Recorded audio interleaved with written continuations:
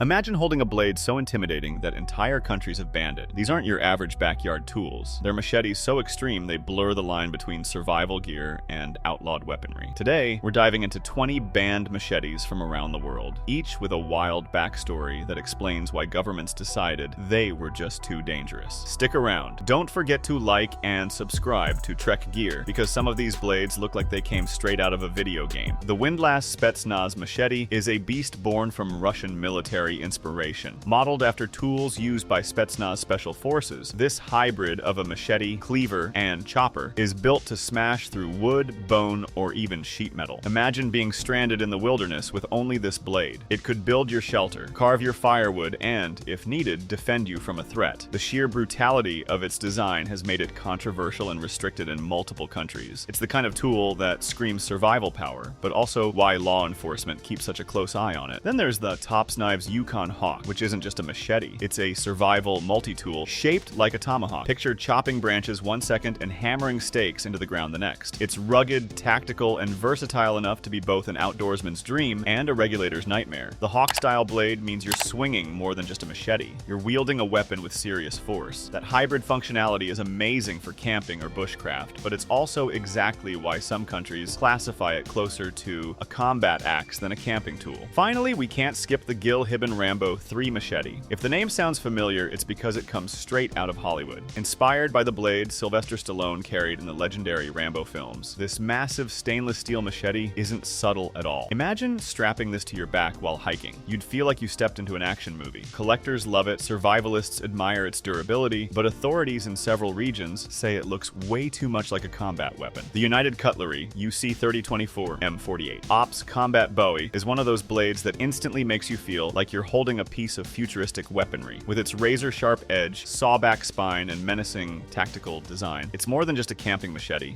It's a combat tool through and through. People love it for chopping, clearing brush, and even survival scenarios, but its aggressive profile gets it banned in several regions. Imagine pulling this out at a campsite. Suddenly, your tent neighbors are a little nervous. That mix of survival utility and combat vibes is exactly why it's so controversial. Next up is the Gerber Gator machete, a blade designed with dual purposes, a sharp machete edge on one side and a full saw blade on the other. This makes it a favorite among campers and hikers who don't want to carry two separate tools. You can cut through thick vines, then flip it over to saw branches for your fire. It's rugged, versatile, and compact enough for outdoor gear packs. But here's the catch: because it's so easy to carry and capable of doing serious damage, some areas classify it as a restricted weapon. Survivalists praise its practicality, while governments see too much risk. And then there's the ESEE Libertariat machete, which has one of the boldest names and designs on this list. Imagine a blade that feels like a mix between a machete and a heavy-duty cleaver. It's designed for liberation from thick jungle brush, giving you clean, powerful chops without needing endless swings. Outdoor enthusiasts love it because it turns back-breaking clearing work into smooth, efficient cuts, but its oversized cleaver-like design has also raised eyebrows worldwide, landing it on banned lists in some countries. The Libertariat's sheer chopping power makes it as impressive as it is intimidating, and we're just heating up. The next machete takes inspiration from South America's wild landscapes, with a design built for serious expedition survival. The EXPAT Darien machete by ESEE Knives is a blade built for the kind of brutal environments most of us only see in documentaries. Inspired by the dense and unforgiving Darien Gap between Panama and Colombia, this machete was designed to handle jungle conditions that chew up ordinary gear. Its long, sweeping blade makes clearing vegetation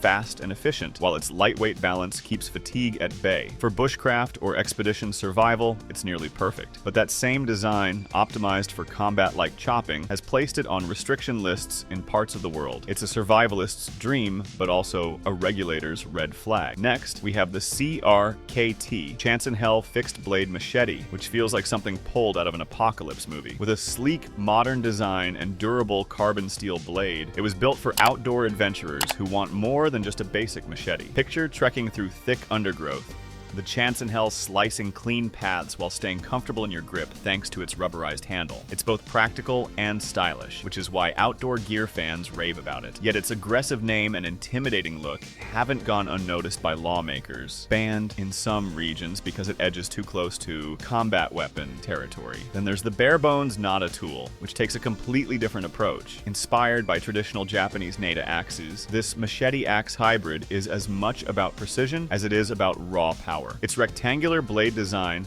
makes it perfect for gardening, bushcraft, and even woodworking tasks. Imagine camping with one tool that can split kindling and trim branches with equal finesse. Unlike some flashy combat machetes, the Nata feels refined and traditional. But don't be fooled, its chopping power is serious, and that's exactly why some places regulate it heavily.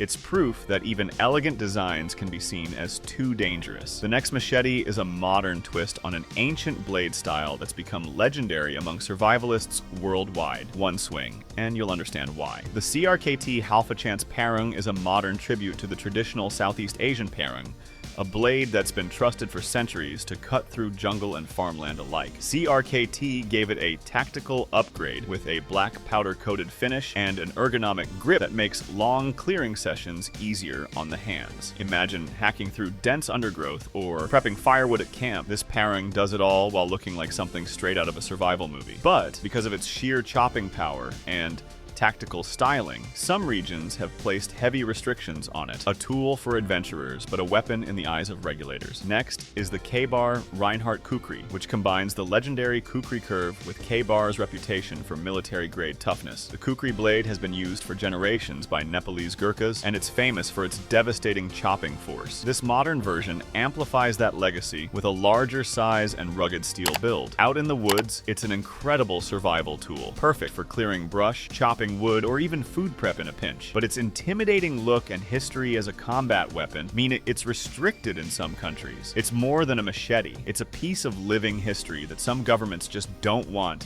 in civilian hands. Then comes the Delacour multi-use axe machete, a versatile hybrid that combines the swing of a machete with the utility of an axe. Imagine setting up camp with one blade that can chop firewood, hammer tent stakes, and slice through thick undergrowth. It's marketed as an all-in-one outdoor tool, saving space in your pack while giving you serious chopping muscle. But this multifunctional design also makes it a bit intimidating, especially since it looks closer to a combat hatchet than a casual camp tool. That edge has gotten it banned in certain places, despite its practical appeal for bushcraft lovers. The Topps Machete El Chete doesn't just sound intimidating, it looks like it was built for a post-apocalyptic survival game. With a massive 18-inch blade made from high-carbon steel, this machete is designed to hack through just about anything in its path. Its wide blade and forward weight give it devastating chopping power, making quick work of branches, logs, or even stubborn roots. Outdoor enthusiasts love it for heavy-duty tasks, but it's also one of the most fearsome-looking machetes out there. That extreme design has earned it bans in multiple countries, where officials see it less as a survival tool and more as a combat-ready weapon. Moving on to the Cold Steel Gladius, a blade that's directly inspired by the swords carried by Roman soldiers centuries ago. Cold Steel reimagined this iconic weapon into a machete-style design, giving it modern materials and durability. It's long, sleek, and built for thrusting or chopping, making it both functional and terrifying. Imagine carrying a modern Roman sword into the wilderness. You'd feel like a gladiator at camp. Collectors and survivalists admire it, but governments see it as far too close to a historical weapon of war. That's why in many regions, this machete sword hybrid is completely banned. Then there's the Camila's Carnivore X18, which lives up to its name with an all-in-one survival tool designed for the wildest situations. With a serrated spine, chopping edge, and even a chisel tip,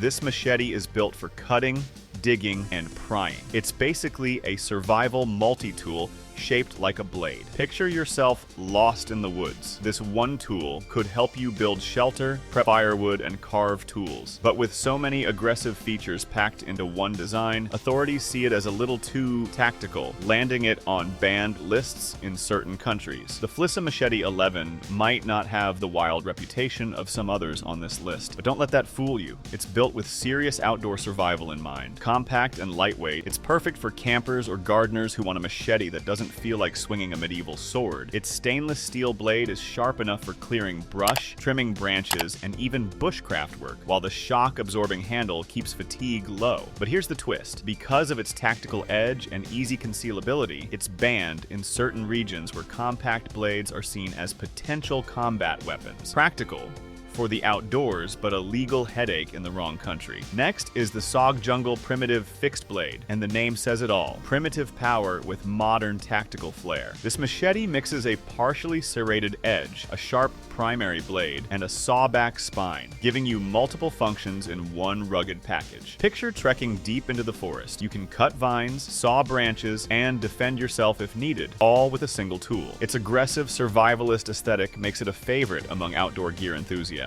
But that same look has landed it on banned lists in several countries. It's a blade designed for adventure, yet feared by regulators. Then we have the Meno Damascus Mini Machete Knife, a fascinating twist on the classic machete concept. Instead of going big, the Meno shrinks the design into a compact, hand-forged Damascus steel blade with intricate wave patterns. It's more of an artisan's tool, perfect for collectors or everyday carry enthusiasts who admire craftsmanship. But don't underestimate it. Despite its smaller size, it's razor sharp and tough enough for real bushcraft tasks. Because it combines beauty with lethality, some governments have flagged it as too risky for open carry. It's the kind of blade that blurs the line between art and outlawed survival gear. The Pango knife is a striking fixed blade inspired by ancient weaponry, reimagined for modern survivalists. Its sweeping design, thick spine, and forward balance give it brutal chopping strength, while still being compact enough to carry in the field. Imagine setting up camp with a knife that feels like it belongs in both a museum and a survival kit. But governments in some areas didn't share that excitement. Finally, there's the Dumbo knife, and despite its playful name, this blade is anything but lighthearted. With a broad, curved design and thick cutting edge, it looks like a cross between a machete